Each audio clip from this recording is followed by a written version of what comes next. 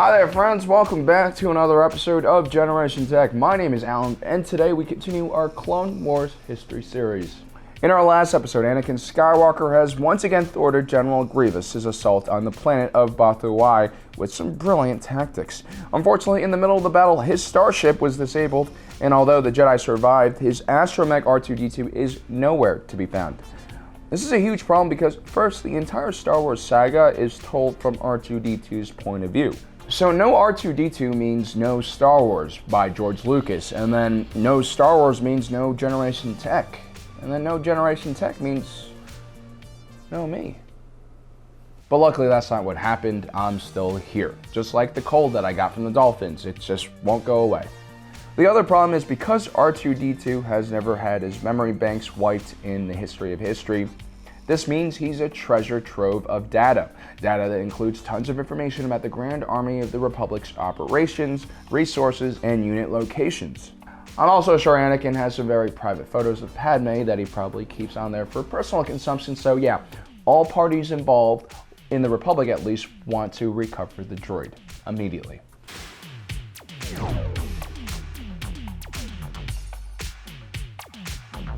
With much protest, Anakin is temporarily given a new astromech, a small R3 unit nicknamed Goldie by Anakin's Padawan Ahsoka. R3s are built on the success of R2s and had more computing power than an R2. If you guys want to learn more about astromechs, we did an entire video about the entire R series and all of its models. You can check it out, top right corner. Anyway, Anakin and Ahsoka first venture back to his derelict starfighter. Upon inspecting the ship, they discover that the astromech has been removed from the socket. Scanners, however, pick up a Trandoshan scavenger ship lingering nearby. Scavenger scum like this were quite common during the Clone Wars. They braved the dangerous wreckage of these battlefields to scavenge for war material, which then they sold on a secondhand market for great profit. Anakin and Ahsoka decide to take a diplomatic approach and question the Trandoshan to see if he's picked up any R2 units recently. While browsing the wares of his ship, a pair of IG assassin droids are activated and start attacking the two Jedi. The IG series are made famous by the bounty hunter IG-88 and were extremely dangerous assassin units that combined agility with precision and sturdiness. The two do manage to take out the IG bots, but Anakin still moves quickly to reprimand Goldie, who had accidentally activated them in the first place. Goldie, or R3-S6 as he was known, wasn't really built for field duty. He was more built for data crunching. Obviously, Anakin had some pretty high expectations after working with R2-D2 for so long, but R2-D2 had a plethora of unorthodox skills and abilities that he had picked up throughout the years, all thanks to the lack of memory wipes we talked about before. But this R3 unit's actions in this episode go beyond incompetent. It's almost as if he's actively trying to sabotage the two Jedi. Anyway, Ahsoka and Anakin conclude their search for R2-D2 on the Trandoshan ship and head off to search elsewhere. Which is unfortunate because R2 was in fact on the ship, but had a restraining bolt placed on him. A restraining bolt severely limited a droid's movement and processing ability. It made them extremely obedient and subdued any personality they might have. The Trandoshan captain had purposely hid the R2 unit because he had already made plans with Separatist leader General Grievous to hand over the droid. The Trandoshan was smart enough to know that the Separatists would pay a lot of money for the info on the droid, whereas the Republic would most likely expect him to return their property to them for very little compensation.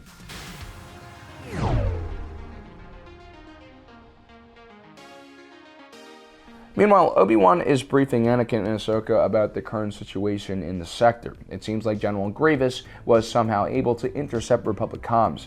He tells Anakin to write off R2 as a lost cause and go search for the secret Separatist listening post. Ahsoka encourages her master to take along R3 for the mission so they can bond. Anakin then sets out in his starfighter with the astromech, who he now has named Stubby. They travel to a possible location for Grievous's listening post, but when Anakin asks Stubby to activate the long-range scanners, the R3 unit instead turns on the tracking beacon, which basically alerts everyone in the nearby system, including of course General Grievous, of their location. Ahsoka Tano and the Republic fleet also get the tracking number and assume something is wrong and send their own reinforcements. At this point, if I'm Anakin, I would jettison that R3 unit into a black hole or something equally as dangerous, because that R3 is definitely trying to get you killed. And then I would use my force abilities to navigate home. Probably going to be missing R2-D2 a lot by now.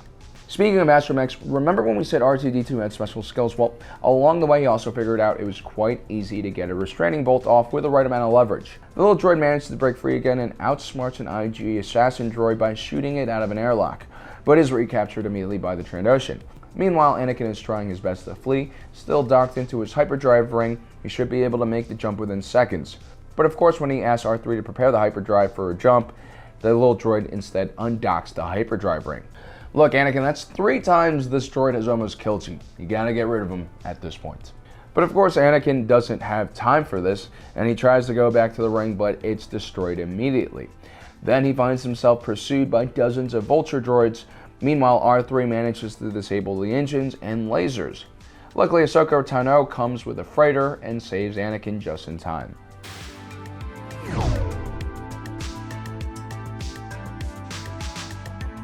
The Trandoshan smuggler finally arrives to the Separatist listening post, which is located on one of the moons of Rusan. Now, Rusan was quite an important place in Republic history. It was the site of the last epic battle between the Republic-led Jedi and the Sith Brotherhood. The Jedi ultimately won after 7 chaotic battles on and around the planet. The result of these battles were so horrific that it led to the demilitarization of the Republic and the Jedi Order through the Rusan Reformation, which is why the Republic was more or less unprepared for the Clone Wars and had to rely on the clone army from Kamino. Meanwhile, before they land on the listening post, R2 once again manages to break free somehow and send out a signal alerting the Republic where the smuggler is taking him, which also consequently alerts the Republic to the location of the Separatist listening post. The Separatist listening post turns out to be a core ship from a Lucrehulk battleship. This provides the Separatists with a mobile platform that is shielded and quite defensible. While on board, R2-D2 is thoroughly examined. The Separatists find out that the little droid contains every Republic strategy, along with a variety of more important data related to the Republic war effort.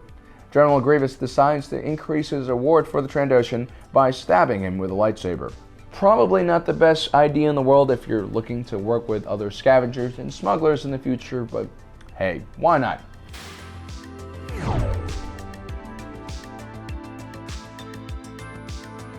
Meanwhile, Anakin, Rex, and Ahsoka on board their freighter have tracked the little droid's signal and found the listening post. Obi-Wan's orders have been clear: wait for reinforcements before assaulting the listening post. But because R2-D2 was on the station, they kind of had to move quickly before the droid's memory banks were compromised. Obi-Wan wants Anakin to destroy the station, but of course Anakin wants to rescue his friend. So he decides that if he somehow is able to save R2-D2 before he destroys the listening post, then, well, everyone wins. Now, this is something I've always respected about Anakin. Sure, his attachments to things ultimately leads to his own destruction, but the Jedi had long forgotten what it meant to be a human, something that Anakin truly understood. Anakin was all heart. He always fought extremely hard to make sure that no man or woman or droid was ever left behind. In that way, he exemplified what a Jedi should be as far as their image to everyday people. A Jedi was a symbol of hope. They were supernatural beings who could accomplish any mission and then some. They weren't really supposed to be pragmatic and doing battlefield triage. That's something that you would expect military leaders to do, not a Jedi. And that's what Anakin decides to do. He doesn't really think about the overriding consequences of R2's data falling into Separatist hands, because failing is not something he can even consider. Ever the optimist, he decides to take all the obstacles one at a time. First, he must figure out how to save his friend. Now, guys, especially all you youngins out there who probably have a lot of time and don't really know exactly what they want to do in life, I think there are a lot of lessons we can learn about Anakin's style in life.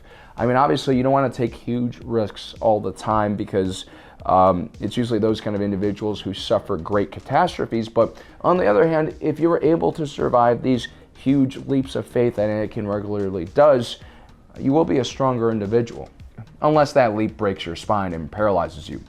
But guys, in real life, it is people like Anakin who kind of breaks the rules, takes big risks, thinks outside the box, and goes against convention. Those are the individuals that are going to be the most successful. Because people like Anakin have failed many times in their life.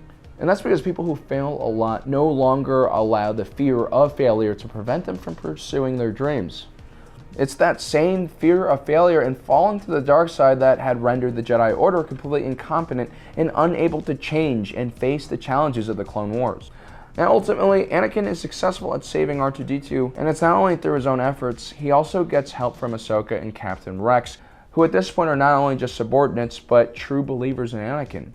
Even though they know he's disobeying orders by going after R2-D2, they believe in him and will follow him into whatever reckless mission he leads them on. And that's another thing we can really learn about Anakin. That's his leadership style. It's very different from the traditional model. If we look at today's rapidly changing workplace, it's no longer enough for a leader or manager to just depend on the structure and hierarchy that's been put into place. Corporate consolidation means, on average, today's worker is working more hours than ever and being paid salaries that haven't really kept up with that workload.